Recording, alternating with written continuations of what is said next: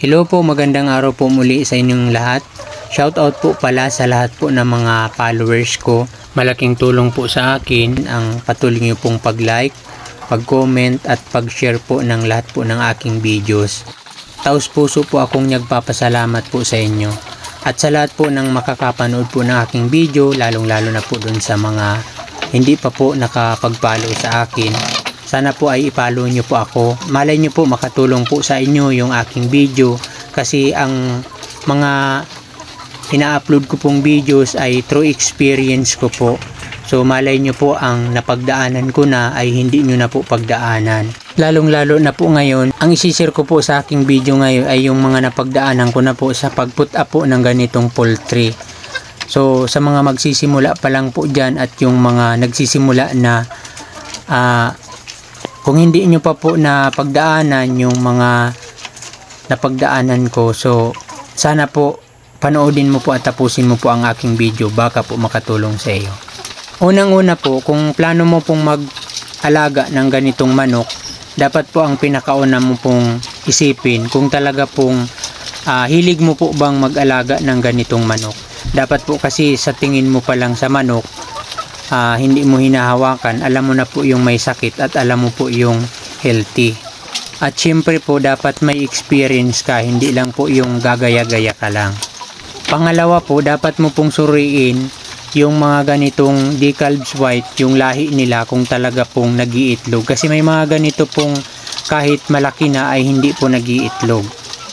Pangatlo po, pag magsisimula ka pa lang, wag mo po masyadong kadamihan yung kuha mo ng manok. At pang-apat po, dapat mayroon ka pong market, yung target mo pong talagang dalahan mo ng itlog nila.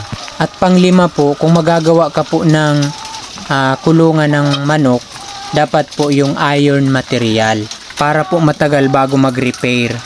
At dapat po medyo malayo po sa bahay kasi bawal po itong nagugulat.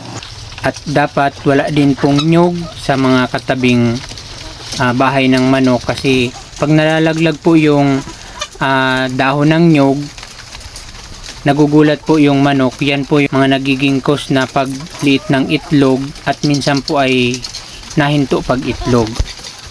At dapat rin po pag may ganito kang kulungan ng manok, kung may iba po kayong alagang hayop katulad ng pusa o aso, dapat po ay mayroon po kayong bakod sa palibot po ng kulungan ng manok para po hindi nakakapasok yung aso at anumang alagang hayop dyan sa malapit sa kulungan ng manok kasi nai-stress po sila pagka napunta dyan yung ibang alagang hayop kasi maila po yung mga manok na ganito, nai-stress po sila kaagad. Yung po yung na bago-bago po yung itlog, minsan po ay hindi na itlog, minsan po naliit po yung itlog. Ito po, kung napapansin nyo po, mayroon po siyang net kasi pagka nakapasok po dyan yung daga sa ilalim, nagpuputakan po sila. Kahit po sisiw, pag nakapasok po dyan, nadidistract po sila sa pagkain, hindi po sila nakakakain ng maayos, yung parang nagugulat po sila palagi, kaya palibot po yan ng net. At pang-anim po, kung ang bubong nyo po ay yero, dapat po medyo mataas.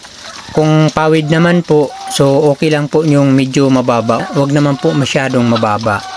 At dapat po mataas po yung silong, yung ilalim po ay dapat po medyo nakaangat para yung hangin po may nadaan po sa ilalim para hindi po ganong naiinitan po yung mga manok na nasa loob.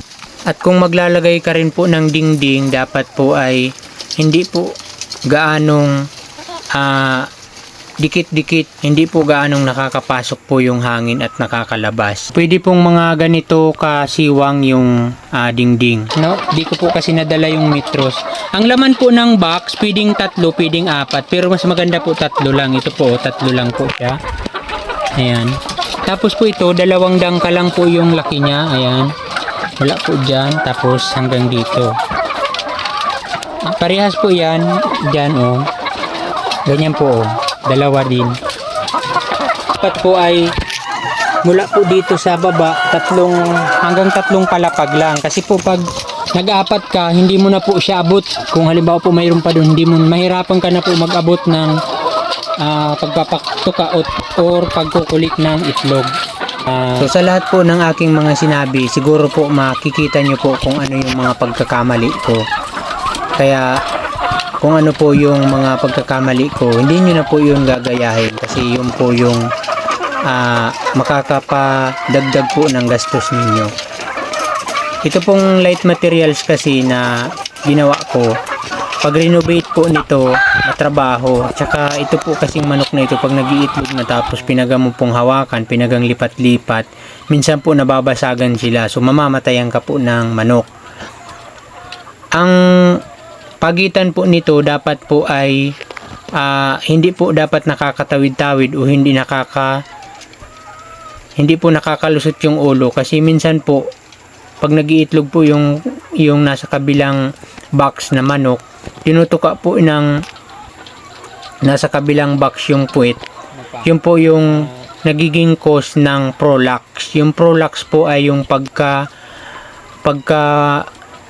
sugat ng puwet at minsan po naluwa yung bituka ng manok dahil po sa nasusugat po yung puwet pag itlog niya. At napaka-importante din po yung lagi po silang may inuming tubig. Salitan po yan, vitamins po at fresh water. Ang pakain po bala nito, pag nagpakain ka po nito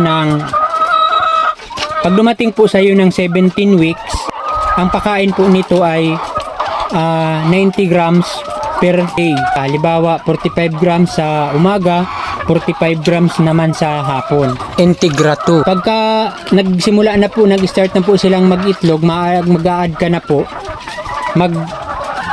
dadagdag ka na po ng 50 grams every meal. Sa umaga 50 grams, sa hapon naman po ay 50 grams. Pag 5 months na po silang nag-iitlog, gagawin mo na pong 110 grams per day. So, ang gagawin mo po dyan, 55 grams sa umaga, 55 grams sa hapon. Layer 1 po yan or laying mass. Kasi po pag ganito na po sila, pag naglimang buwan na, medyo malaki na po siya, kulang na po sa kanya yung 100 grams.